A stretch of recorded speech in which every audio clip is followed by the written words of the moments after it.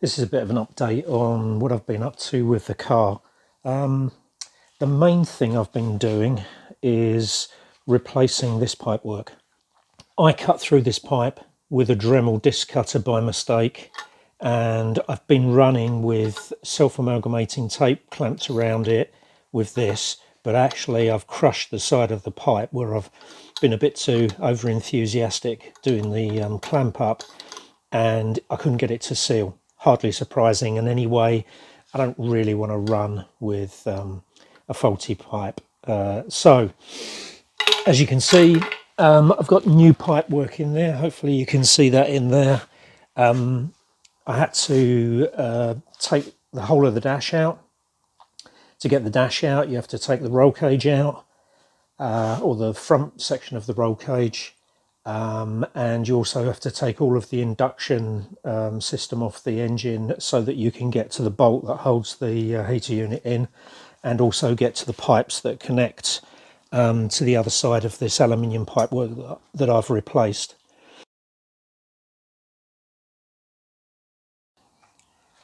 The other thing I've done, which I'm really pleased with, is I've remounted this.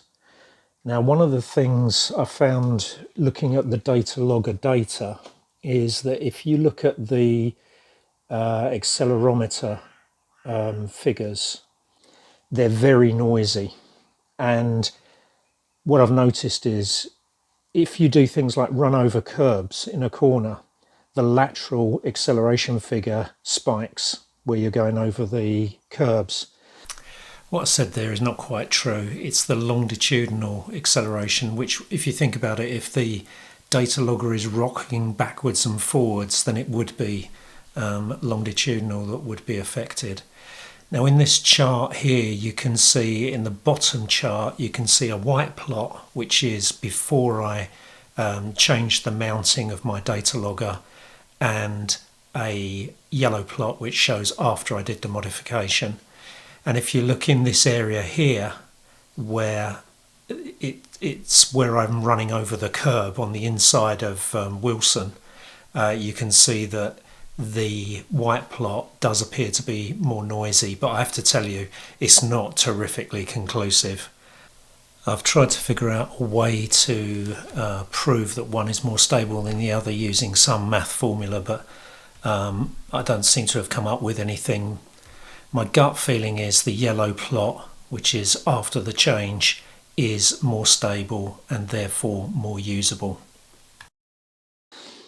Now, I may not cure this completely. I'm fairly certain I won't cure it completely, but I do think that one of the issues I've had is that this was mounted on this bit of dashboard here, tiny bit of dashboard, and that in itself has been cut through so that the roll cage can pass through there.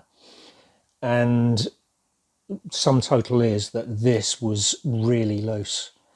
So what I did was I used I made up some small aluminium plates. So I've got one aluminium plate going across the bottom with a couple of holes in it.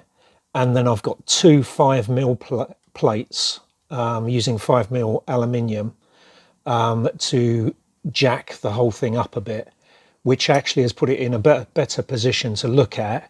It gives more clearance for these plugs, which I was a bit concerned about the way it was mounted before. And as you can see, it's pretty solid now. It's not, it would be better actually if it was on a bracket welded to the roll cage, but all things considered, this is much better than it was. I mean, before I had concerns about pressing the buttons on the front because it used to flap around so much. So I'm hoping that's going to do that. I've got another piece of plastic that goes on here that's got a screw that screws into there. That should tighten this up again a bit further. So I'm hoping that's going to improve all of that.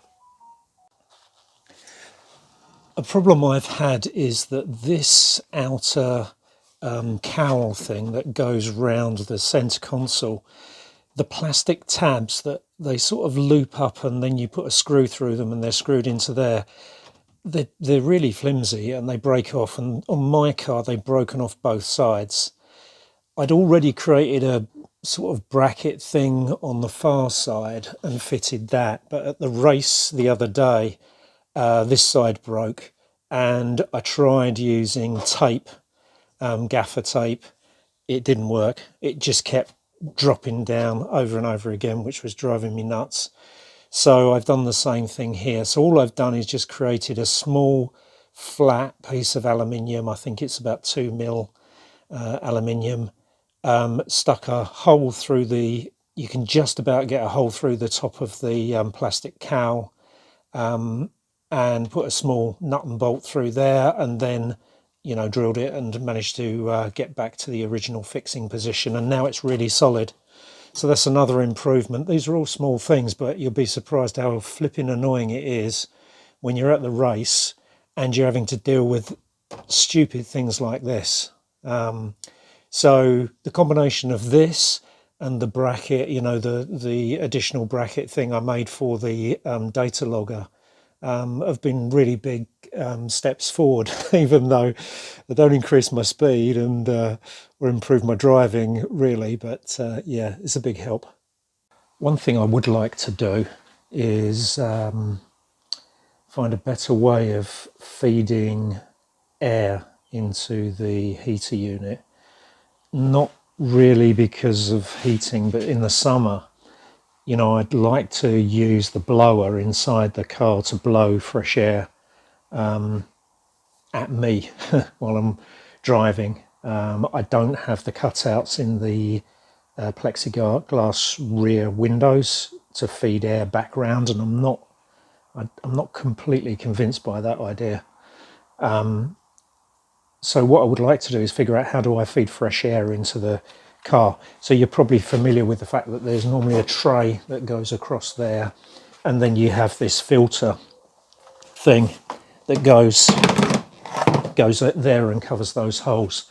The problem I find is that the air is really stale. It smells horrible, and I mean, the tray has got a rubber seal along the front of it, and I think the idea is that should stop the smell from the engine bay getting into the air, the fresh air system, but I don't find it very effective.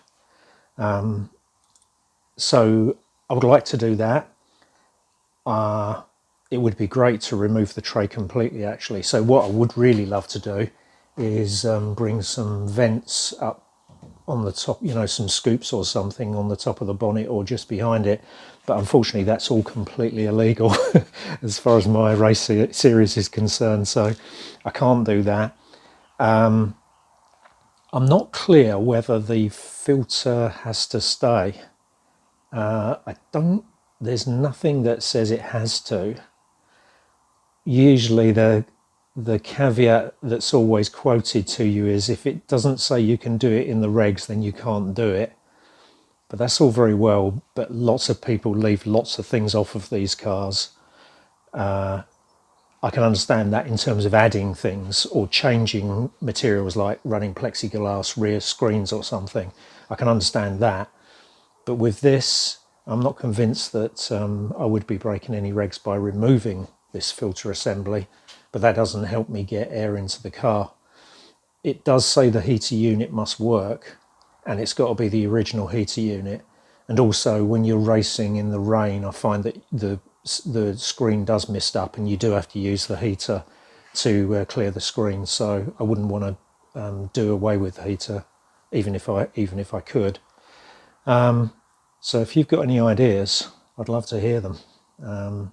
So just to summarise, what I'm looking for is a way to feed real fresh air into the car without breaking the regs.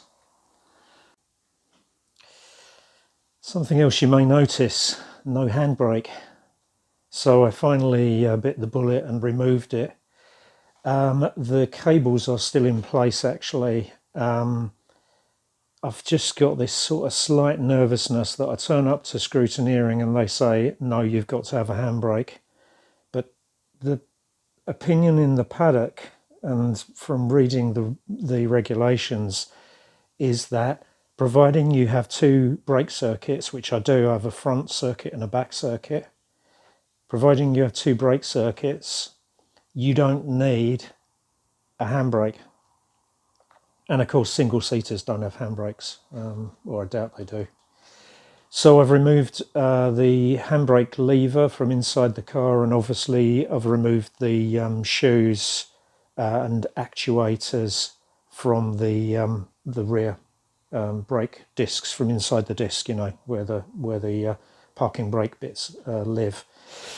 Funny story on that. So I went out on a track day immediately after I'd done this, and I caused a red flag during the sighting lap. So we only got around about 3 corners, and my car was making this almighty noise from the back, and I thought, oh no, you know, I did think it might be something related to the handbrake, but I wasn't sure. And what I'd done, to cut a long story short, is I'd left the actuator part, the bit that forces the parking brake shoes apart, I'd left that in there on the end of the cable. And I know why I did it, because the day I was doing all this, my little grandson was round, and I was sort of distracted by him, and I was rushing. And although I removed it on one side, I forgot to remove it on the other. So yeah, that was a bit embarrassing. So what does that actually give me, the removal of the handbrake? Well, it's about, if you add together the lever assembly and the shoes and everything, it's about 2.5 kilos. And obviously, as far as the shoes are concerned, it's unsprung weight. So I think it's 0.5 kilo each side. In fact, I'll drop the actual numbers in here in the video, but I think it's 0.5 kilo each side as far as the shoes are concerned, and the little actuator things and the adjuster, and then 1 and a bit kilos for the handbrake assembly itself.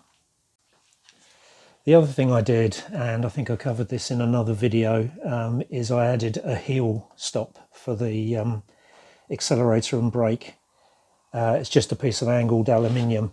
Now I have to say, having now done several track days and one race, or 3 races, 2 sprints and a endurance race, the bizarre thing is I didn't even notice one way or the other whether it was there or not there, which I guess is a good thing. I think I'm keeping my foot planted against it, but that's something really I do need to check. The car is still in great shape and going really well. I've got some concerns about the front suspension setup, but I'll pick that up in another video. Anyway, I hope you found this one interesting, and I look forward to speaking to you soon.